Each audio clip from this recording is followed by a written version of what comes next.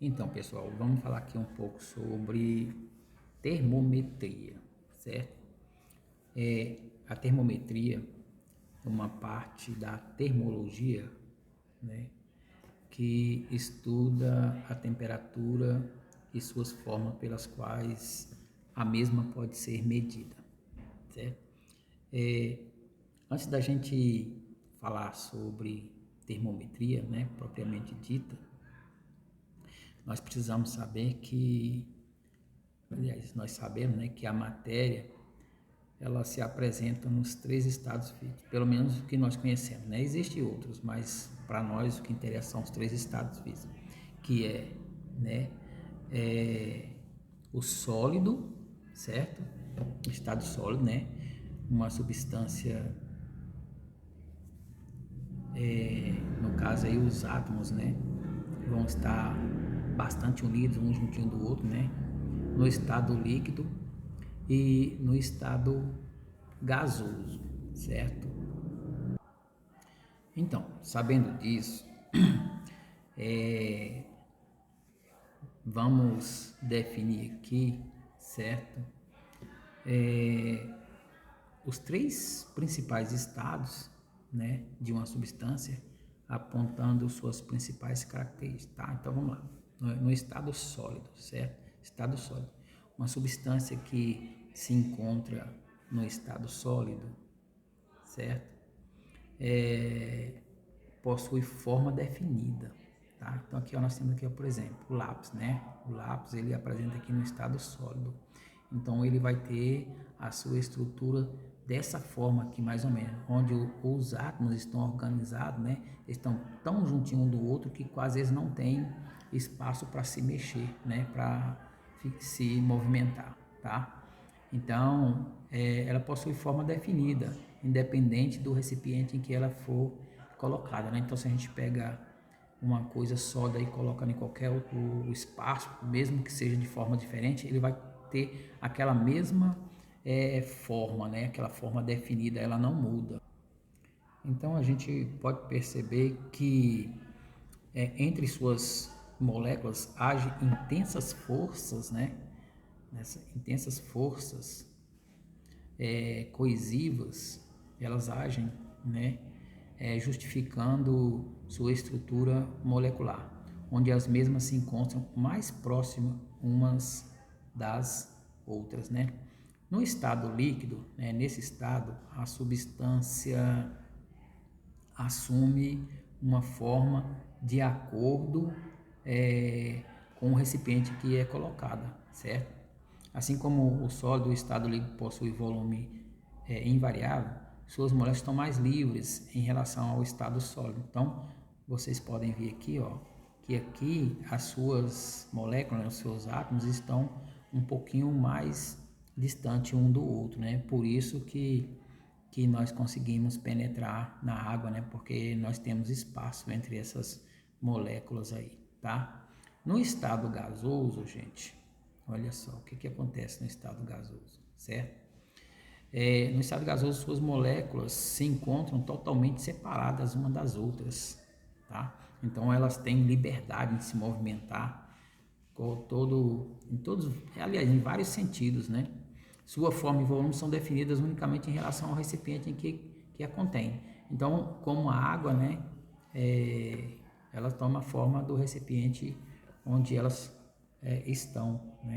Então, só como um exemplo aqui, vocês estão vendo, estado sólido, né? As pedras, o diamante e um bloco de metal são exemplos de matéria no estado sólido, certo? Então aqui nós temos, ó, né, as pedras, né? Olha a sua estrutura atômica, tá? Como se encontra. No estado sólido, as partículas elementares encontram-se fortemente ligadas, né? E o corpo possui tanto forma quanto volumes definidos. Então a forma e seu volume são definidos. Então aqui nós temos aqui a pedra, né? Aqui nós temos, ó, o diamante. Então essa é a estrutura do diamante, certo? Estrutura molecular do diamante. E aqui nós temos um lápis, né, que é uma madeira aqui, ó. Então, todos eles aqui, ó, no estado sólido aqui, tá? Então, vocês estão vendo aqui, ó.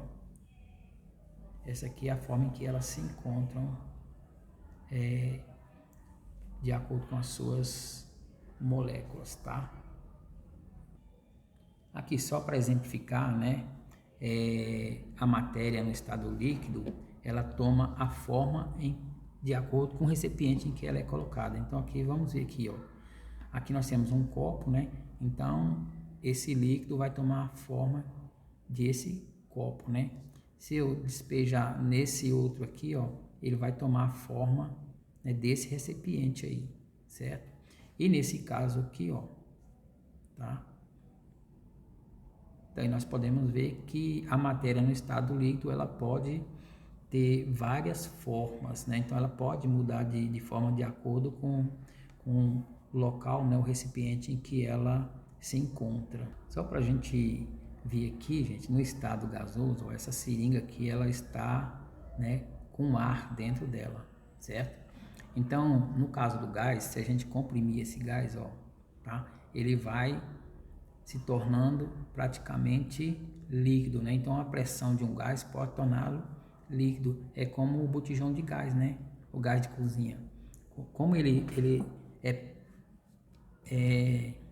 sob pressão dentro do bujão lá, então nós vamos ter um líquido lá dentro, certo? Então quando ele é liberado, ele sai em forma de gás, tá? Então, no caso aqui, ó, o gás, né, quando ele é comprimido, as moléculas dele se juntam, né, e chegando a passar do estado gasoso para o estado líquido, certo?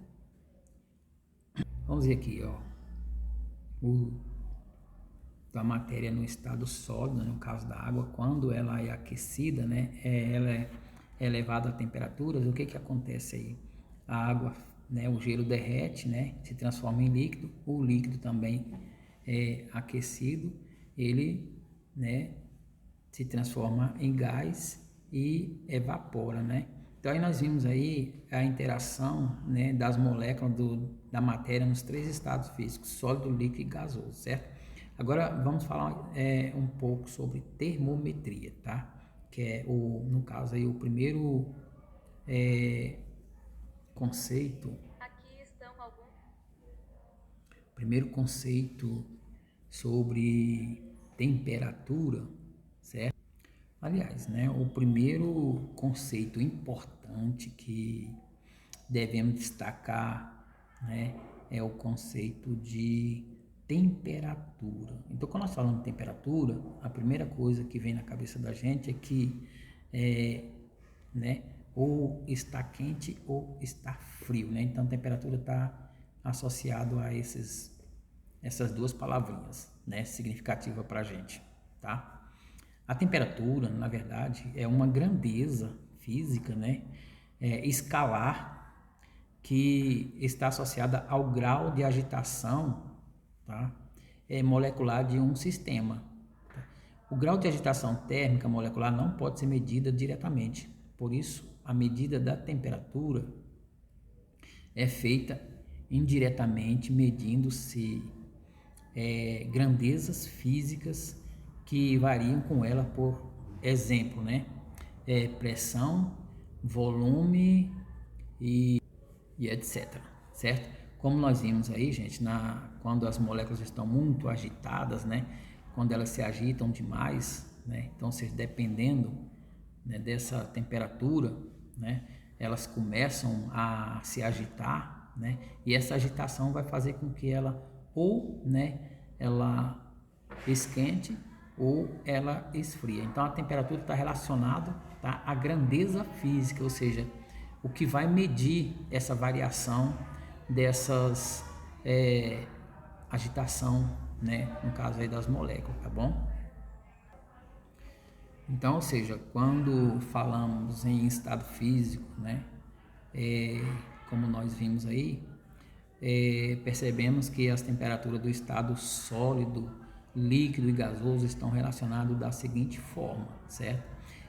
No caso, o estado sólido, a temperatura do estado sólido é menor do que a temperatura do estado líquido, que é menor do que a temperatura do estado gasoso.